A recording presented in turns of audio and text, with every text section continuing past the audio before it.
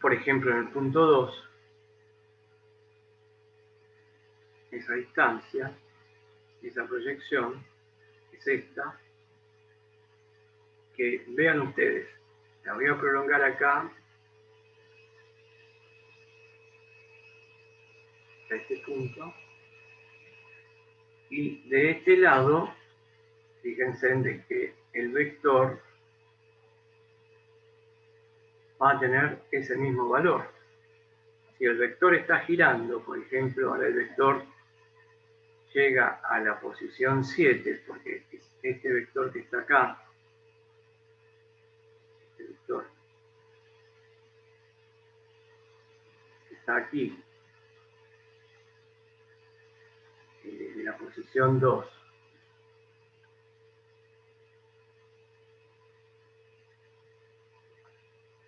estaba en la posición 2, y sigue girando, pasa por el máximo, y llega de nuevo a este punto,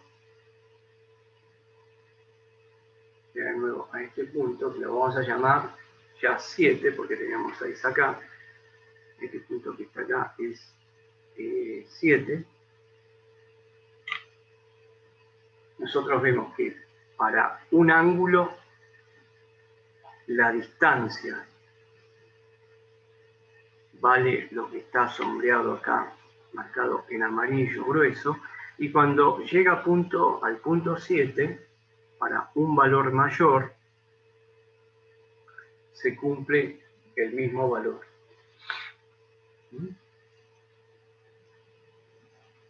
Por lo tanto, nosotros vamos a tener, vamos a ver cómo dibujo acá la señal,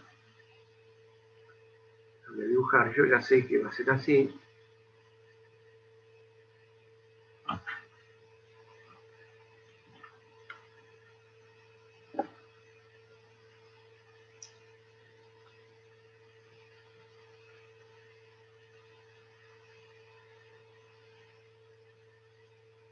Bueno.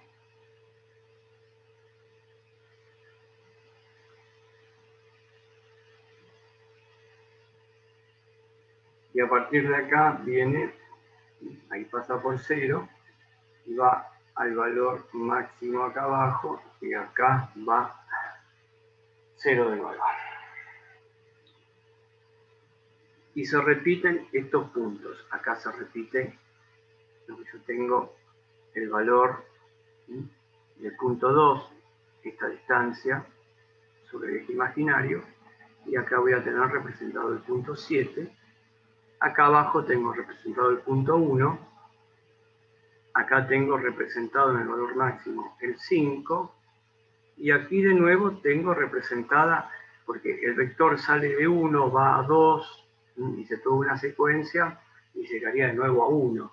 Desde acá tendría esta posición. La posición que tengo acá es el vector cuando está en 6. Y cuando el vector está en 4, va a estar describiendo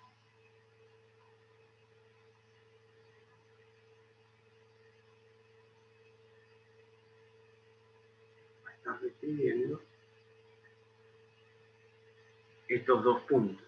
Cuando está en 4, va a estar, acá va a estar el 4, y si el vector sigue girando, y quiero ver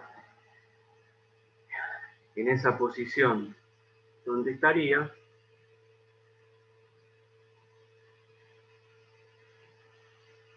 el vector estaría acá, bueno, ese sería el vector,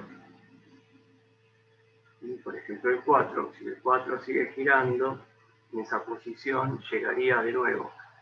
Ahí está otra posición y me encuentro en la posición 8 acá, que me está marcando con otro ángulo mayor, pero el mismo valor de tensión. O sea que yo logré sacarme a la función trigonométrica seno,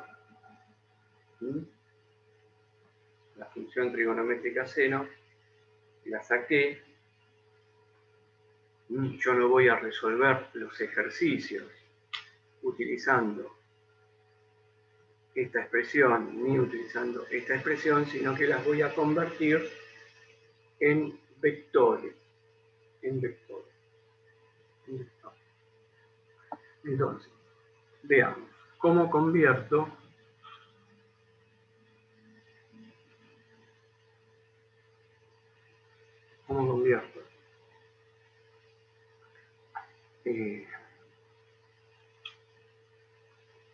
la señal o la tensión, vamos a ponerle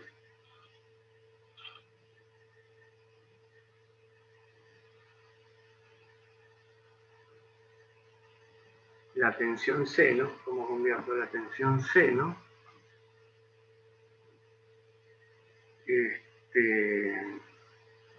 en un vector que gira. Pues es un vector que está girando en el plano complejo.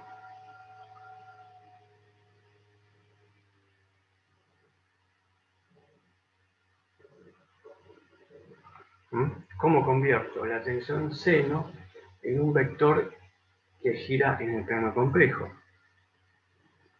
Al vector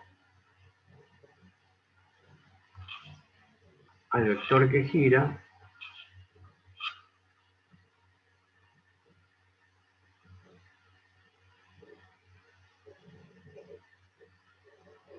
con la velocidad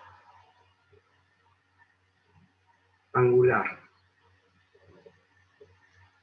omega se lo llama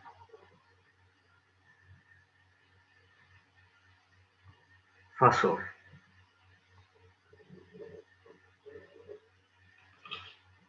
Entonces, vector que gira es lo mismo que fasor.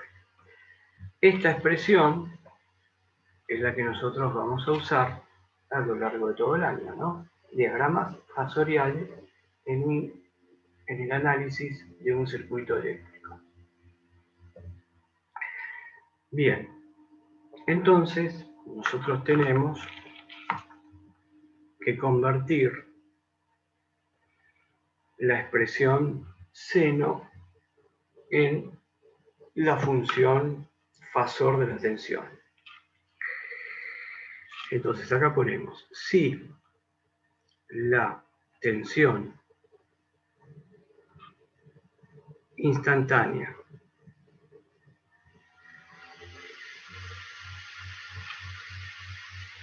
siguiente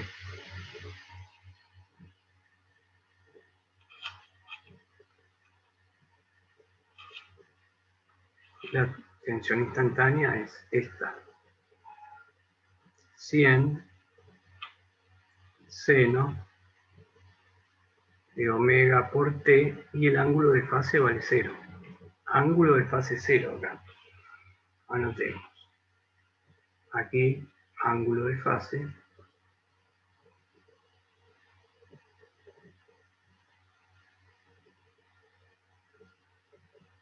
vale 0. Esa es la tensión instantánea. Para convertirla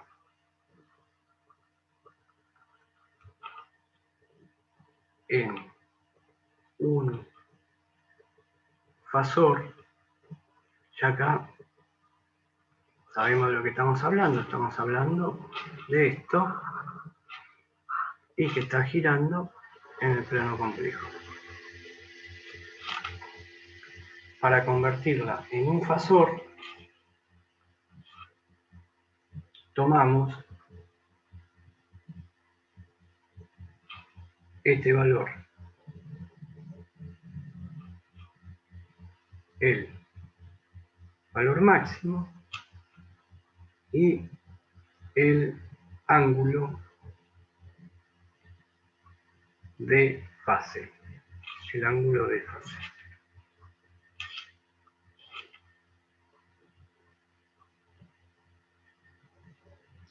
yo ya sé de que eso va a estar girando en el plano complejo.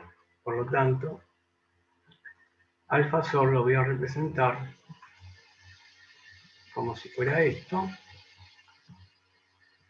donde voy a tener, puedo anotar solamente acá los imaginarios positivos, acá pasan las dos rectas por 0, ahí tengo el 0, y acá los imaginarios negativos y los reales positivos. De este lado, los reales imaginarios. Entonces, tomamos el valor máximo y dibujamos el vector. ¿Con qué ángulo lo dibujamos? Me paro acá en la posición 0, puedo elegir una escala, si no directamente lo pongo acá en la posición 0, y lo que representé acá fue el fasor tensión. Acá es la función que yo voy a usar, o sea, el vector que voy a usar para el cálculo de los distintos parámetros que necesite. Voy a correr un poco esto. No es R, yo quiero marcar que acá están los reales positivos. Y esto que está acá es el valor de la tensión, el módulo E, que lo tomo de acá. Este es el módulo E, el módulo de la tensión, el valor máximo. Y el ángulo dije que es 0. Por lo tanto, a este vector, al fasor, lo expreso como E igual 100 y está formando un ángulo 0. Voltios. O sea, ya está, solucioné mi problema cuando tengo una señal de este tipo, que siempre van a ser funciones seno. Conociendo el valor máximo y conociendo el ángulo de fase, lo puedo escribir así, como un vector que está girando con una velocidad angular. Entonces, ¿qué hago acá? Ojo. Ojo. Le pongo el sentido que hicimos acá, el sentido que tenemos acá. Y anotamos la velocidad angular. Ya con eso, estamos diciendo que es un fasor. No tengo que poner la palabra al fasor, lo expreso como, no. Pongo directamente esto, lo que escribí acá. Escribo esto. Y con esto es lo que voy a trabajar. Y vamos a ver cómo se trabaja.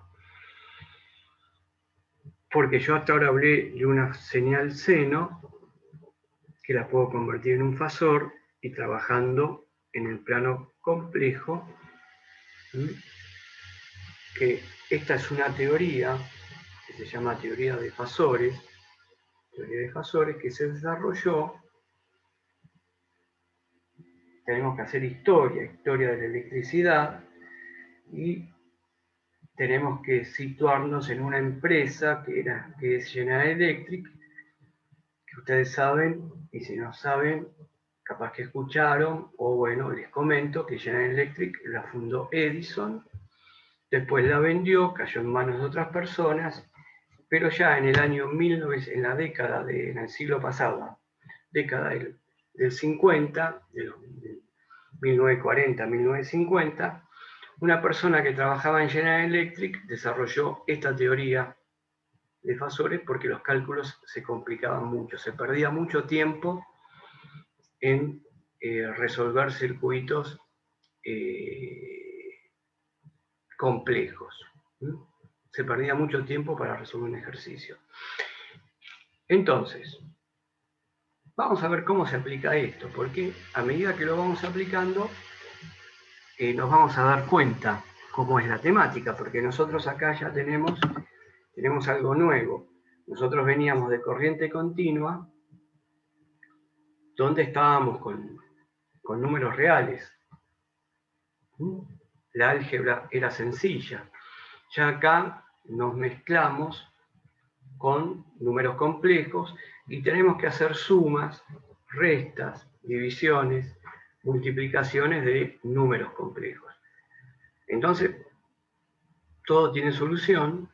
La división y la multiplicación de números complejos, que uno piensa lo que había que hacer en la división, ¿no? Multiplicar por el conjugado, numerador, denominador, nosotros vamos a resolverlo muy fácilmente eso. Entonces, vamos a tratar de resolverlo con un ejercicio, porque ustedes ya saben la teoría de los números complejos, lo vieron en matemática, y lo que vamos a hacer ahora es refrescar un poquito. Entonces, vamos a hacer un ejercicio sencillo, por supuesto. Vamos a poner ejercicio 1, porque es el ejercicio anteriormente hicimos ejemplo. Dado el siguiente circuito,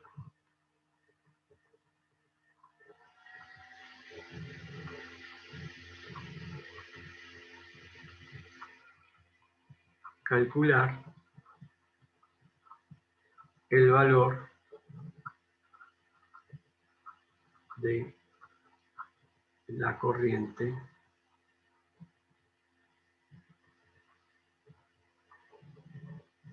que circula por el mismo.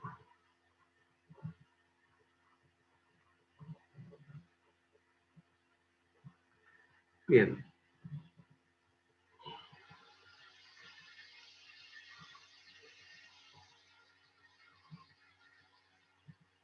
Voy a poner acá adentro una resistencia.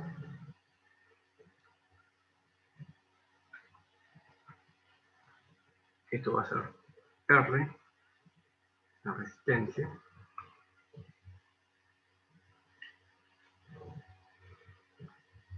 Que le podemos dar un valor de 100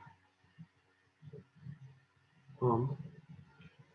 Y acá abajo vamos a poner una fuente de alimentación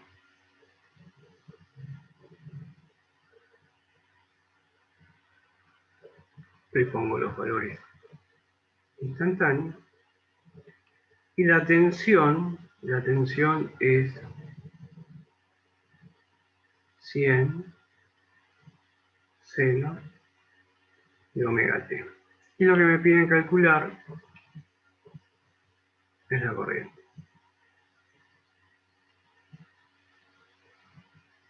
Que circula por acá. Miren cómo me pusieron la corriente. ¿Qué calcule la corriente? Bueno, hay que calcular acá la corriente. Entonces, ya estamos en corriente alterna nosotros. Estamos en corriente alterna.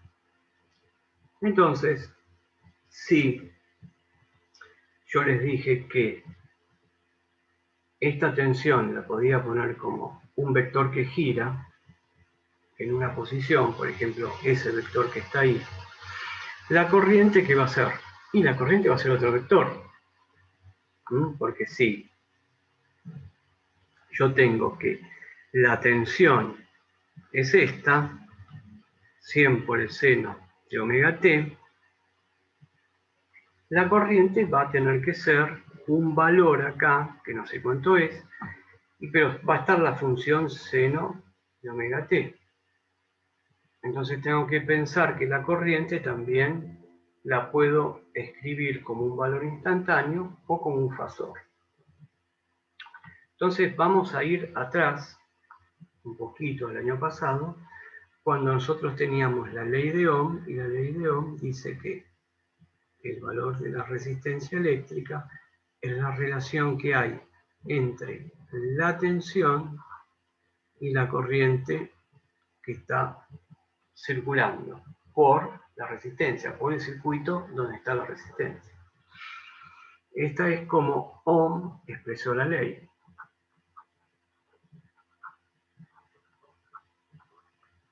Bien, ahora estamos en corriente alterna. Esto sería en corriente continua, lo que vimos el año pasado. Ahora estamos en corriente alterna y nosotros lo que hablamos acá ya fue que la tensión es un fasor. Y un fasor es un número complejo.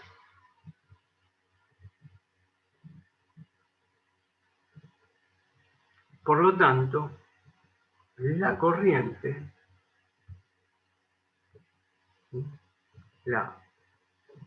que circule en amperes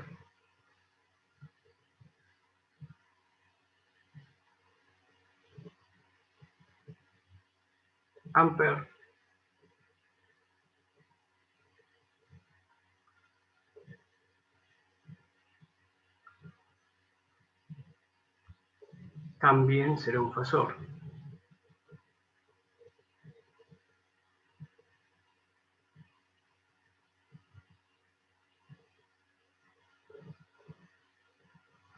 O sea, corriente y tensión es un fasor, entonces la corriente es un número complejo.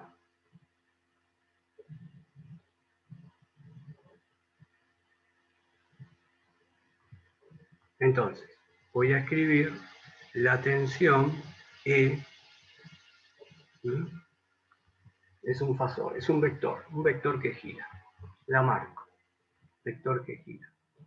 La corriente, pongo acá la corriente, es también un vector que gira.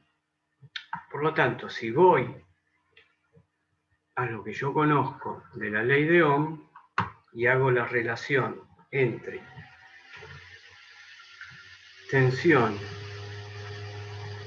que es un vector que gira, y la corriente, que es otro vector que gira, son dos vectores que lógicamente como resultado me va a dar otro vector esta división. Entonces miren, acá estoy escribiendo la ley de Ohm. O sea que acá tengo un número complejo.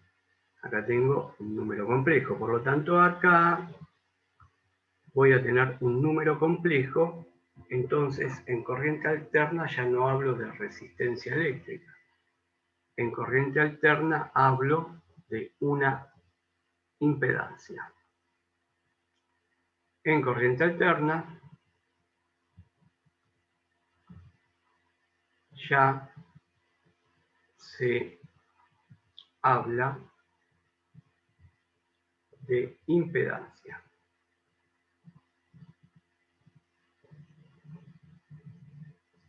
Impedancia. Se anota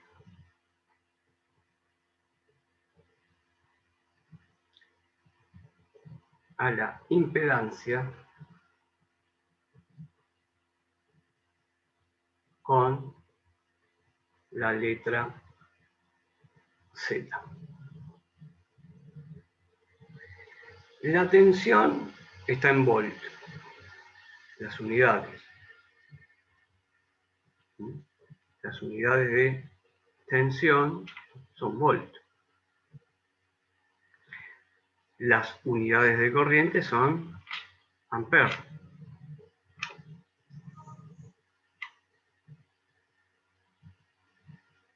Por lo tanto, la unidad de la impedancia, evidentemente, tiene que ser el ohm.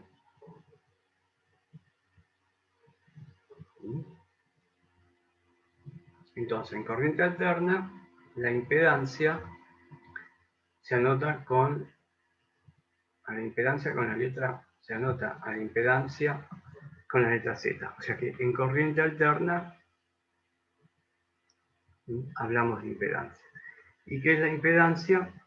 Es un número complejo. La impedancia es también un número complejo. Anotemos acá. Anotemos que la impedancia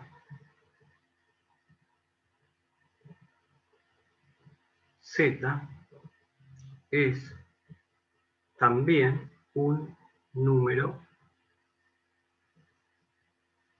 complejo.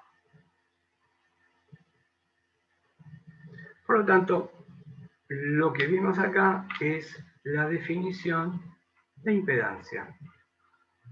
La definición de impedancia. La impedancia es un número complejo. Es un vector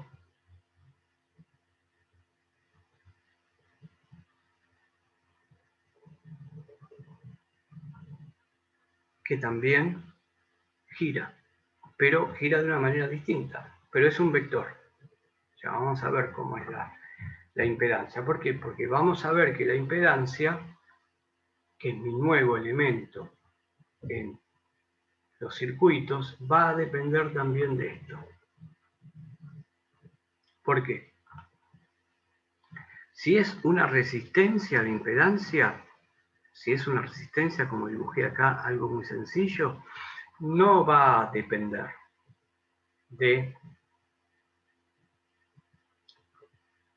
la velocidad angular. No va a depender de la velocidad angular. Pero si es una bobina que está, por ejemplo, miren, un circuito de esta manera. Si yo en lugar de tener ese circuito sencillo, hago acá una nota para aclarar esto. Si yo tengo este circuito donde tengo una bobina y una resistencia, o si tengo un circuito donde tengo todo esto, un capacitor, o donde tengo un circuito que tengo resistencia con capacitor o bobina con capacitor, ya aquí yo tengo que estar hablando de impedancia. Y en los casos que marqué, esta impedancia va a tener una parte real y una parte compleja. Entonces, la impedancia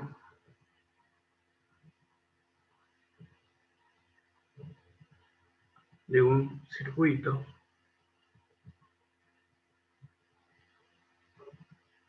está formada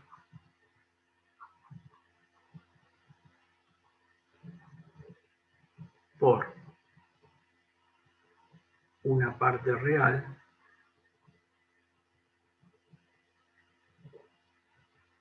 y otra compleja, ¿sí? Y otra compleja, que puede ser positiva o negativa. Por ejemplo, Z, que dijimos que es impedancia,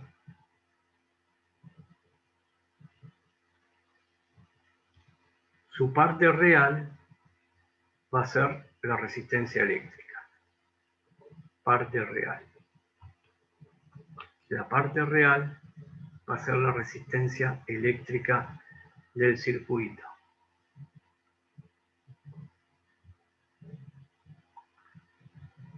Esta será la parte real.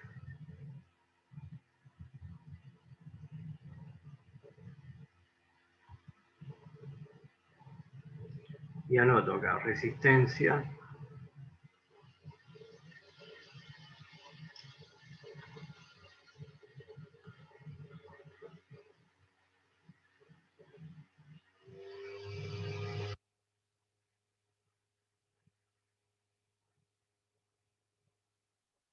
del circuito.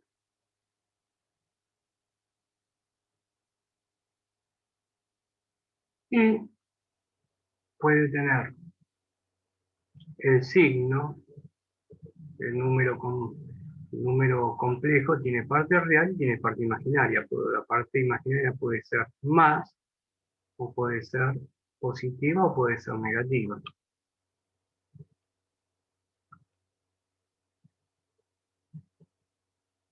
Parte imaginaria. ¿Sí? La parte imaginaria. Y la parte imaginaria puede ser positiva, negativa, y la marco con una X.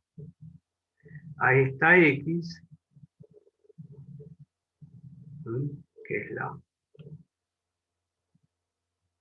parte imaginaria,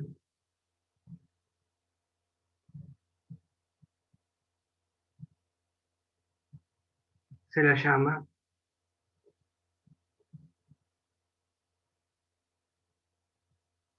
reactancia. ¿De dónde viene la palabra? La palabra viene de reactor. La palabra viene de reactor. ¿Por qué? Miren acá donde yo puse la nota. Esto después lo vamos a ver bien, que es eso de reactor, pero viene de acá, de que yo tengo bobinas, capacitores, bobinas. Viene de ahí la palabra reactancia. Reactancia, viene de reactor. ¿Por qué? Porque una bobina o un capacitor, posiblemente hayan escuchado en taller o con otro profe, de que una bobina la llama un reactor. ¿Por qué? Porque la bobina almacena energía y devuelve energía, ¿no? Y la almacena en forma de campo magnético. Y el capacitor hace exactamente lo mismo. Almacena energía y devuelve energía, pero en forma de campo eléctrico. Esto lo mencionamos, lo dejamos ahí, y después lo vemos bien. ¿De qué se trata esto? A medida que avanzamos en el análisis del circuito eléctrico, vamos a tener que encontrarnos con estos amigos, bobina y capacitor. Pero en líneas generales, entonces, la impedancia tiene la parte real, que es siempre la resistencia eléctrica. Ustedes vean, la bobina, yo les dije, almacena energía y devuelve. El capacitor almacena energía y devuelve. Vamos a ver de que la resistencia no almacena energía. Nunca almacena energía. La resistencia siempre disipa energía. ¿En qué? En forma de calor. Bien, entonces vamos a escribir un poquito más qué es la impedancia. Vamos, así nos ponemos, vamos a describir los dos tipos de impedancia.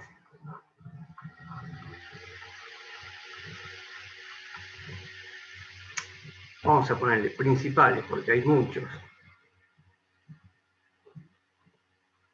Pero estos tipos de impedancia después vienen de estos dos que están acá, o de este que está acá, por ejemplo, donde tengo la resistencia y por el otro lado la parte imaginaria que involucra bobina y capacitor. Por ejemplo, si el circuito es inductivo,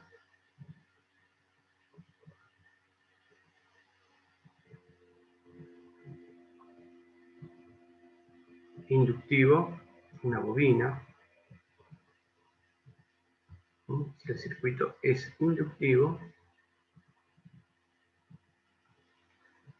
la impedancia va a ser,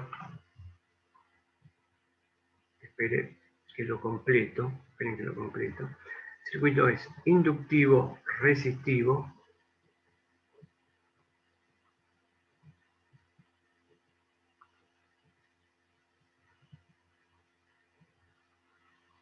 a la impedancia le voy a escribir siempre la resistencia eléctrica en la parte real, y la bobina le voy a poner más, XL. Y esto que está acá, hago un llamado, y le pongo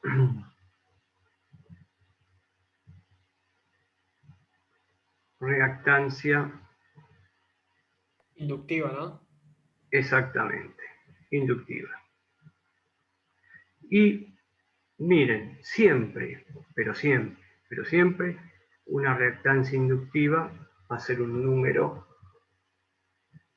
complejo, perdón, un número imaginario positivo.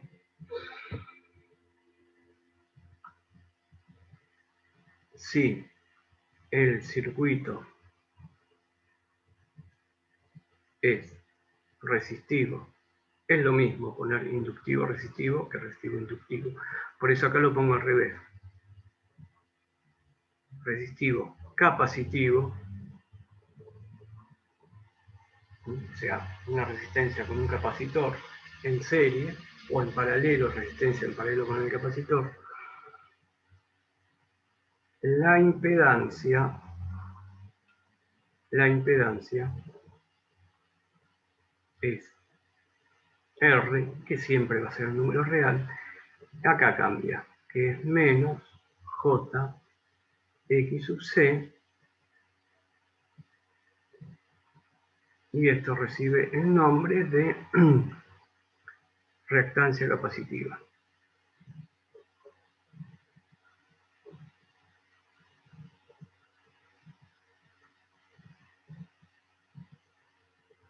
Bueno, entonces tenemos ya, en base a lo que habíamos hecho acá, esto que habíamos hablado acá, definimos a la impedancia en un circuito de corriente alterna como la relación entre la tensión y la corriente. Por lo tanto,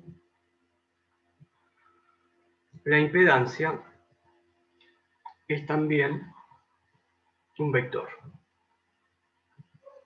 Entonces, yo hice esta aclaración porque miren acá el circuito que tengo. Aparece una resistencia. Entonces ya quería ir fijando un poquito el concepto de impedancia. Entonces vamos al ejercicio y vamos a calcular la corriente. Entonces, volviendo al ejercicio número 1,